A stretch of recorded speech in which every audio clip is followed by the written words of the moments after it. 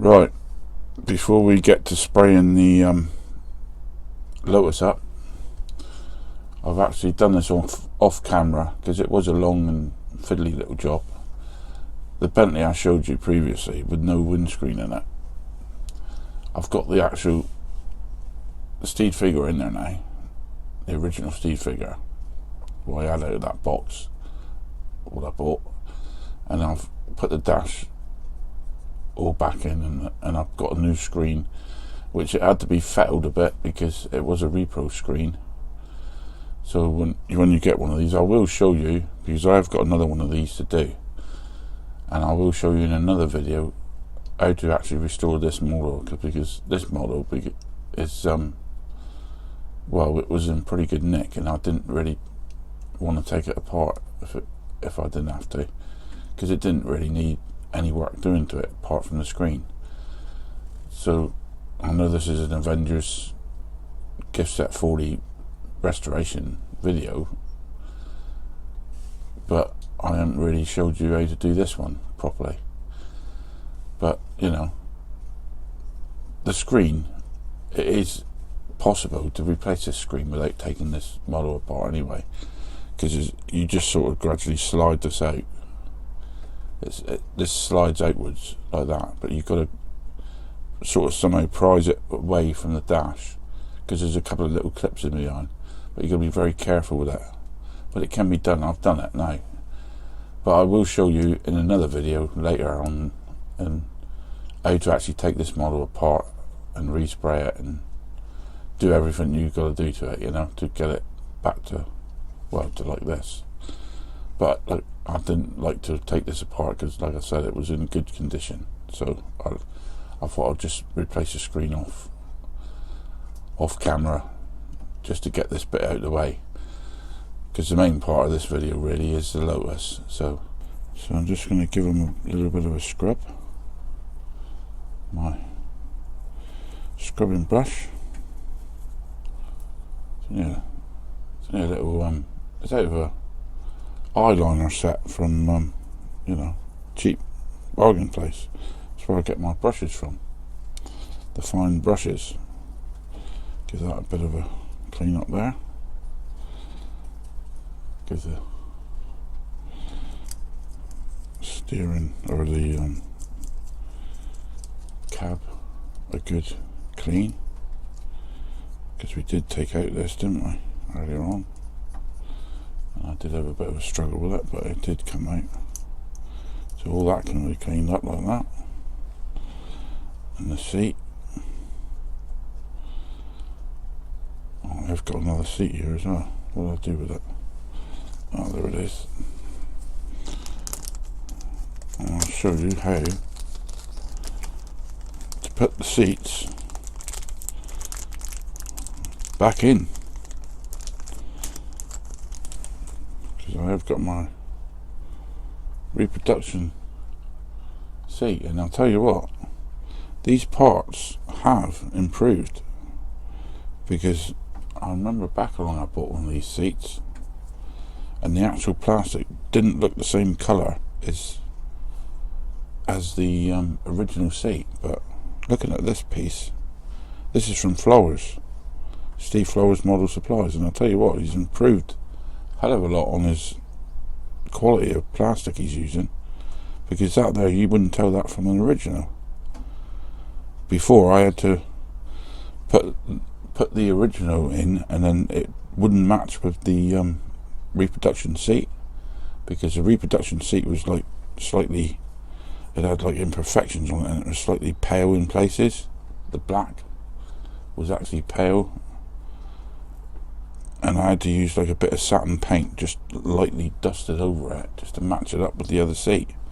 But I don't have to do anything to this seat. It's brilliant. So he's improved a hell of a lot on his plastic quality. He is a good part supplier. I've noticed a hell of a lot of differences with his stuff lately, and it's really good stuff. Now these windows, you see the scratches on there. I'm going to treat that with my floor shine finish stuff. I'm going to give it a good scrub first, like, and I'll treat that, and then I'll let you see that before I put it back in the car. The repro ones of these are not very good from my experience, because I mean there is a left and a right. There's like a little on the end of it. There's a little lip on the end there, and that'll go one side of the actual thing, and the other one will go the other side, and you've got to get them the right way around. But the repro ones don't seem to have the same sort of lip like that, and you can like put them in any side you want. So it's always better, really, if you got the originals, to try and get them as best as you can and bring them back to life if you can, because you'll get a better finish at the end of it. But anyway, let's get on with putting these seats back in.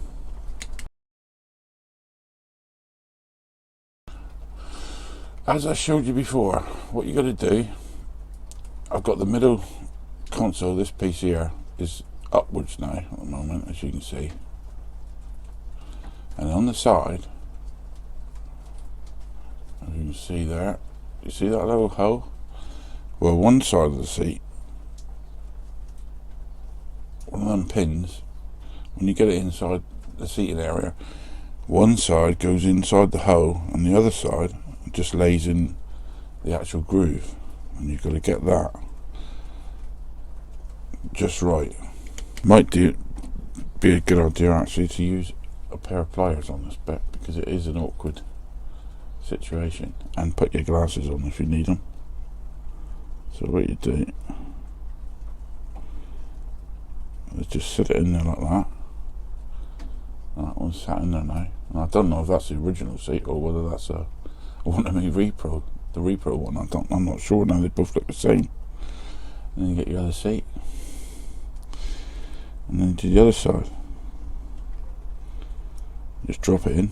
Well, that's dropped in quite nice. Oh no, saying that, it's come out again. That's dropped in. Then you got both seats are sat in there now, like that. And then all you got to do is push this piece back down, and that'll lock them in. So you just push it forward slightly like that, very carefully. Get your fingers, line it up,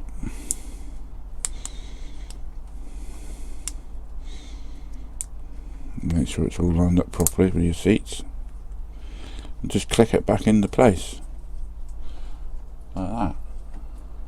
See at the back, it's all clipped back underneath that piece, if you can see it. And you got both your seats both working, tilting forward up.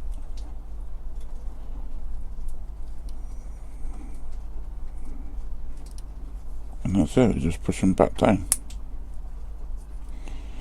and both seats will move as they should.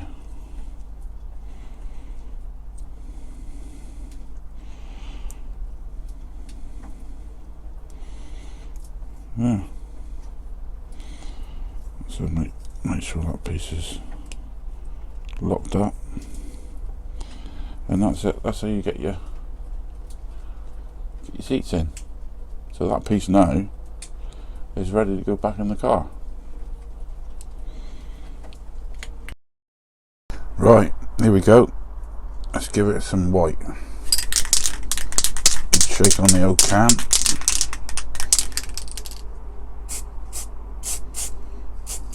I'm actually doing this in my shed doorway because it's pretty windy outside at the moment, and I wasn't going to try doing it today, but the sun's out, and I thought if I do it in my doorway in my shed, I might get away with it. So there's that piece. Now for the undercarriage.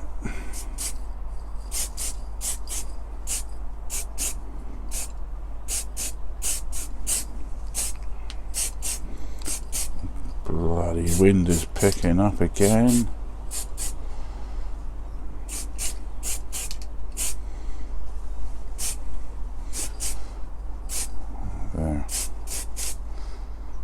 do for now, and I will give it a few more coats,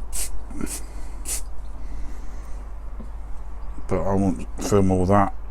You know what the score is, you know where it's done. Give it 3 or 4 coats, give it a nice bit of time to dry before you actually try to assemble it, because the paint does take at least 2 days. Although you'll see in a minute me assembling this, it does take a couple of days to dry this paint, so I'll be jumping forward for that. But until then, that's all I can do for that for now. Right then, it's all sprayed up now. I've put the windscreen in. It's quite a simple task. It's all been you've got to actually, when you get these, you've got to make all these little cuts. You've got to cut all the flare off them, because they are quite messy when they come. The flare's got to be cut off with a nice fine blade, sharp Stanley blade. But once you've done that, they will slot in. There's 2 little nicks. See them 2 little nicks either side of the windscreen? Once you've cut all the bits of flare off, your windscreen will just sit in there like that. And that, make sure it's all flush. And then there you go, it's there. The next awkward bit, really, is the seating part. I've done these pieces of glass that came with it, and they were pretty mucky. But look at the finish on that now I've treated it. Really shiny. Now you notice with these, there's like a little lip on the bottom of them. It's like where a pin is. It's like it's poked out so much one side, and that's because in the seating part there's a groove, and these pieces go in that groove. I'll show you that. You put one there like that, and it sits in the groove like that, and that's what lets it go up and down. So what you got to do is do both sides like that. Make sure you put them in the right sides. And you gotta hold it so your windows is like so. Oh, I'll drop one now. It's such a fiddly little job this is. That's the only trouble with doing this Lotus, is these windows are such a pain.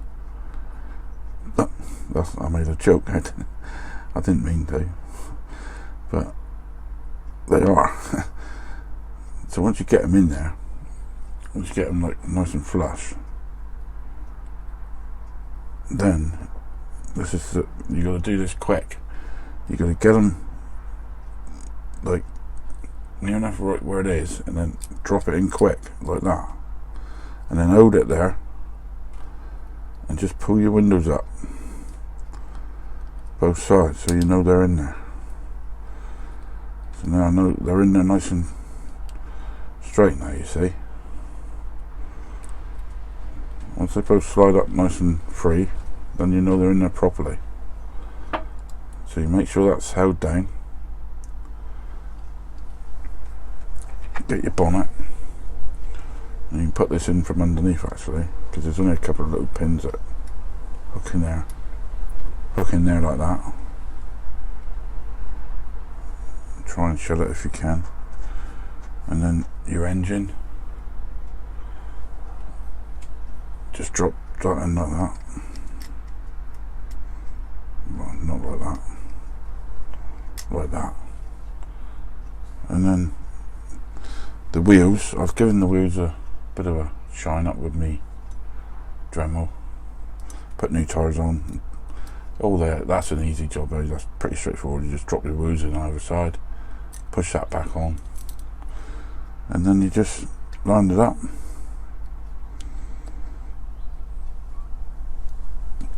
Push it back together.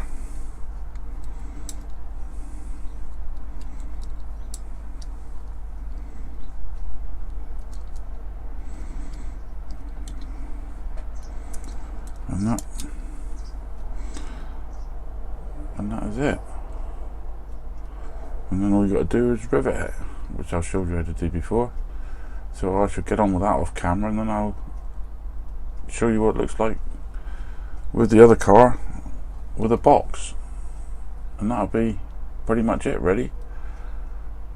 But like I said, I will do a follow-up video on the, well, on this one. I'll do a follow-up video on that one because I have got another one. If I can just show you here, I have got another one here that is pretty worse for wear. So there's only one rivet that holds this one. There's a rivet right down there that's got to come out, and then all the rest of it just comes apart then. But like I said, I'll have to show you that because I haven't got the parts for this actually yet, so I don't know when I'm going to be able to show you it, but I will do a follow-up video later because I need a new dash, I need another windscreen. That's broke. There's a little horn meant to be on there. That's broke. But that's about it for now. So like I said, thanks for watching, and I'll catch you next time. So it's bye bye for now.